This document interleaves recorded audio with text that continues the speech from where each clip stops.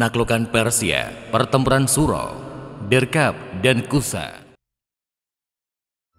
Sampai akhir tahun 636 Masehi, pergerakan pasukan Muslim telah mencapai Babilonia. Sa'ad bin Abi Waqqas menjadikan Babilonia sebagai konsentrasi pasukan Muslim. Kemudian, Zuro bin Al-Hawiyah bergerak maju mengejar unit-unit Persia yang berhasil lolos dari Babilonia. Pengejaran Zuro dan unitnya sampai di wilayah Suro. Pertempuran sempat terjadi melawan sejumlah unit Persia.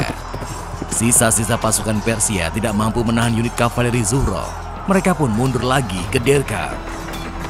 Pelarian pasukan Persia bergabung dengan konsentrasi pasukan di Derkab yang dipimpin oleh Naghirzan. Ketika Zuro dan unitnya sampai ke Derkab, Naghirzan telah menunggu mereka dalam formasi tempur. Naghirzan yang cukup percaya diri dengan kemampuannya melayangkan tantangan duel. Seorang perwira bernama Zubair bin Salim menjawab tantangan duel Naghirzan. Sekian lama menjadi pertunjukan bagi dua pasukan, duel berakhir dengan tewasnya Naghirzan.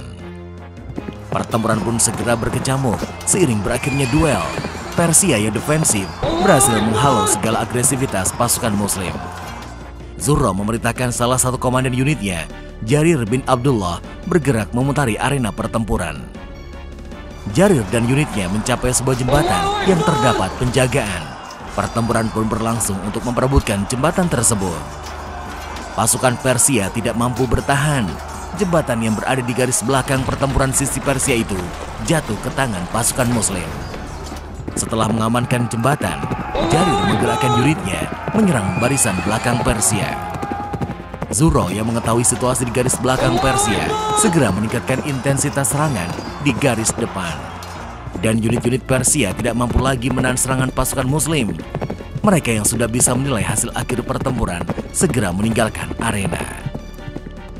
Penduduk Derkab menyerah kepada Zuro bin Al-Hawiyah. Para penduduk yang tidak terlibat pertempuran diperlakukan dengan baik. Setelah membereskan Derkab, Zuro dan unitnya mencapai Kusa yang hanya berjarak sekitar 13 km dari perbatasan Ctesiphon. Kusa merupakan kota bersejarah. Di tempat inilah Namrud menangkap Nabi Ibrahim dan membakarnya hidup-hidup. Kisah yang diabadikan dalam Al-Quran ini mencatat bagaimana kobaran api itu tidak sedikit pun membakar Nabi Ibrahim.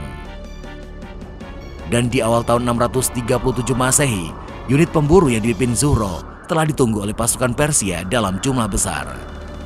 Syahriar, pemimpin pasukan Persia, dengan congkaknya menantang Zuro untuk berduel. Sifat congkak Syahriar itu membuat Zuro tersinggung. Akibatnya, Zuro menunjuk salah satu personilnya yang tubuhnya kurus dan kecil maju menghadapi Syahriar. Nail bin Juzan menghadapi komandan Persia itu dengan pertarungan di atas kuda bersenjatakan tombak. Duel berlanjut dengan menggunakan pedang. Setelah bertarung di atas kuda, wakil dari masing-masing pasukan itu turun dan berduel dengan belati.